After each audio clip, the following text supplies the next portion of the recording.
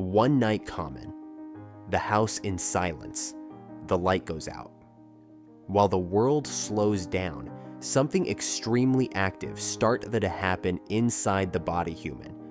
A set of processes, invisible people who decide how you will feel it on the day next. Your energy, your appetite, your immunity, and even your ability to focus. The greatest part of the people believes that health is built just with diet and exercise. But there is a third silent pillar, often neglected, which may be sabotaging or enhancing all the others: sleep. Here arises the central question: how does what happens while you sleeps he can influence your metabolism? More than what you eat during the day. Throughout much of human history, sleep has been viewed as a mysterious territory, an interval between two worlds. For some ancient civilizations, sleep was literally a form of soul travel. In ancient Egypt, it was believed that during the night, the spirit left the body to traverse spiritual dimensions. In classical Greece, sleep was associated with the twin gods Hypnos and Thanatos, one representing rest, the other, death. The similarity between sleeping and disappearing from consciousness shaped for centuries the idea that the body simply switched off during the night.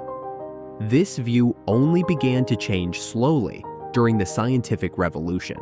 With advances in anatomy and physiology, doctors began to suspect that the body was not inactive, but rather operating differently.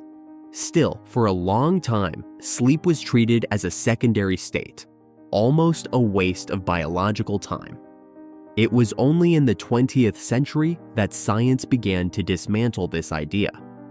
The invention of the electroencephalogram allowed, for the first time, the observation of the brain's electrical activity during sleep. What seemed like silence revealed itself to be a complex scenario of constantly transforming brainwaves. The brain wasn't resting. It alternated between phases of intense activity and reorganization. From this emerged a new field, chronobiology, which studies how organisms function in temporal rhythms. In this context, scientists began to identify internal patterns that regulate not only sleep, but also body temperature, hormone secretion, and metabolism. The human body, contrary to what was previously thought, operates as a highly synchronized system with cycles of approximately 24 hours. This discovery completely changed how we understand health. Sleep ceased to be seen as a pause and began to be interpreted as an active biological function, essential for maintaining internal balance. Over time, research revealed something even deeper. Sleep quality depends not only on sleeping more, but on respecting these internal rhythms. When this balance is broken by artificial light, irregular schedules, or constant stress, the organism enters a kind of silent imbalance, affecting processes that go far beyond rest. What seemed like just a nightly routine began to reveal something much bigger, an ancient, precise, and vulnerable biological system that still determines the functioning of the modern human body. And it is precisely at this point that the investigation deepens. When we realize that sleep not only accompanies the night, but dictates the rhythm of our entire biology. While the body appears immobile on the surface, inside, it enters a state of extremely precise coordination. There is no pause. There is reorganization. The brain alternates between phases of intense activity and metabolic cleansing. It's as if it were performing deep maintenance, reorganizing connections, consolidating memories, and eliminating accumulated waste throughout the day. This process is not random. It follows a rigid pattern guided by the circadian rhythm, which functions as a kind of internal clock distributed throughout virtually all the body's cells. But what almost no one realizes is that this clock doesn't just control sleep. It synchronizes the entire metabolism. While you sleep, the liver changes its function. Instead of prioritizing the processing of nutrients from food, it enters internal regulation mode, adjusting energy stores, reorganizing glucose, and participating in metabolic stabilization. The intestine reduces its motor activity. The autonomic nervous system changes the balance between alertness and repair. The entire body switches from fuel intake mode to maintenance and repair mode. At the same time, hormones begin to be released in patterns that don't occur during the day. Melatonin, associated with the onset of sleep, doesn't just serve to make you sleepy. It signals to the body that it's time to reduce metabolic activity and prioritize repair. In parallel, cortisol, often seen as a stress hormone, follows an opposite rhythm, reaching lower levels during the early morning hours to allow for adequate physiological recovery. The most surprising thing is that this system doesn't depend solely on the brain. Almost all cells have their own internal clocks, synchronized with the main cycle. When this synchronicity is maintained, the organism functions efficiently. When it breaks down, due to poor sleep, constant artificial light, or irregular schedules, a silent cascade effect begins. This imbalance is not immediately perceived. It doesn't cause a sudden collapse. It accumulates. Small changes in energy, appetite, mental disposition, and how the body responds to glucose gradually emerge. And it is precisely here that the most critical part of the investigation begins. Understanding how this invisible system of nocturnal regulation directly influences hormones, metabolism, and even the risk of diseases that seem unrelated to sleep. As the night progresses and the body enters the deeper stages of sleep, something extremely coordinated happens. The organism stops simply recovering energy and begins to reorganize its own biology. During this period, the brain acts as a hormonal conductor. One of the protagonists is melatonin, which increases as light decreases. It doesn't just induce sleep, it signals to virtually all cells that it's time to slow down the metabolic rate, decrease oxidative activity, and prioritize repair. At the same time, a less discussed phenomenon occurs, the release of growth hormone.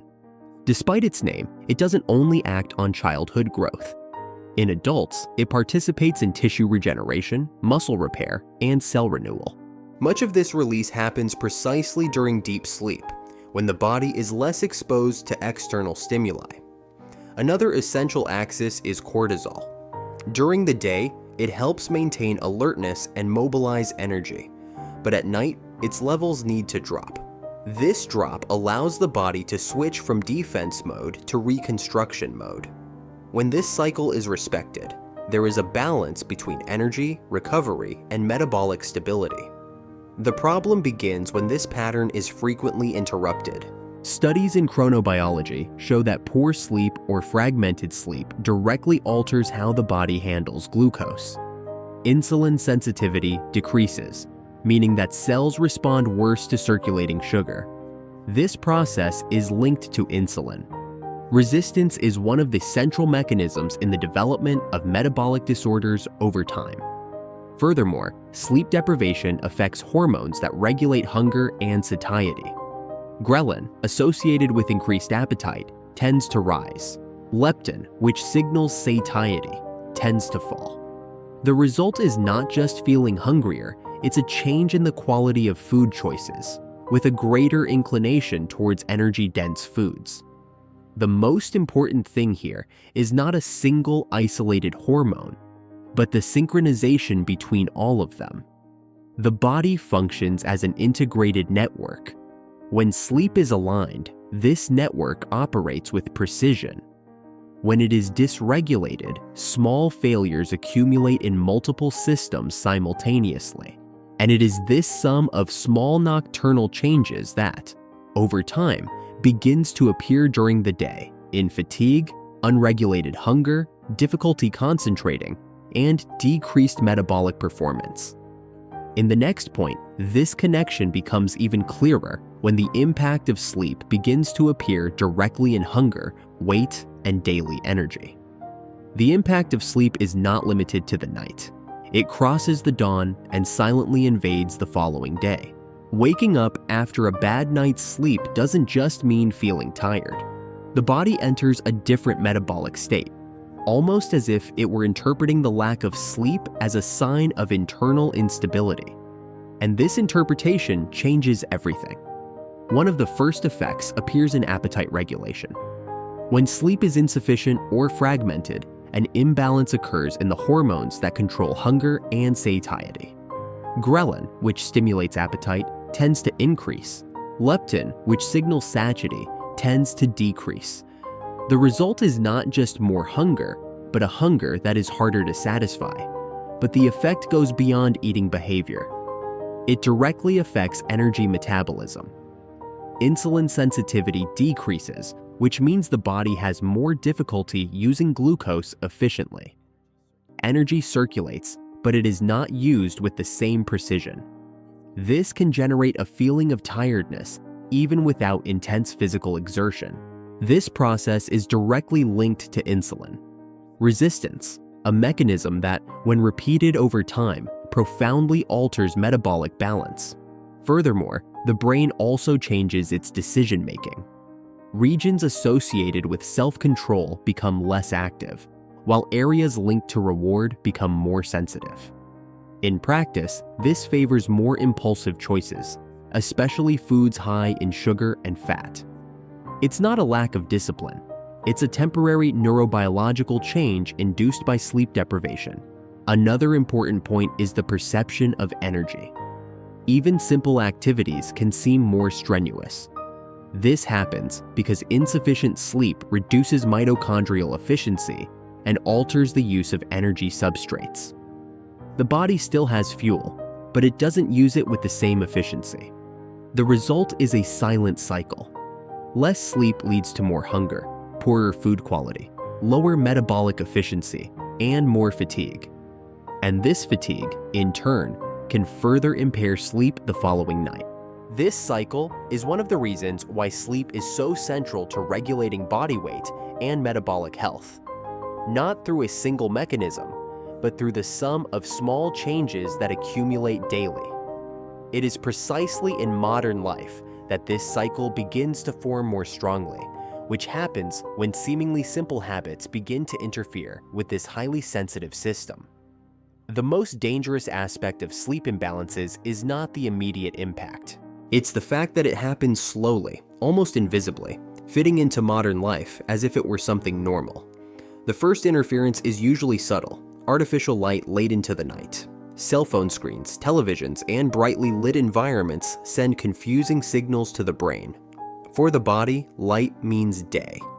And when the brain receives light at the wrong time, it begins to delay or reduce the production of melatonin, completely confusing the start of the sleep cycle. This simple detail alters the entire physiological cascade of the night.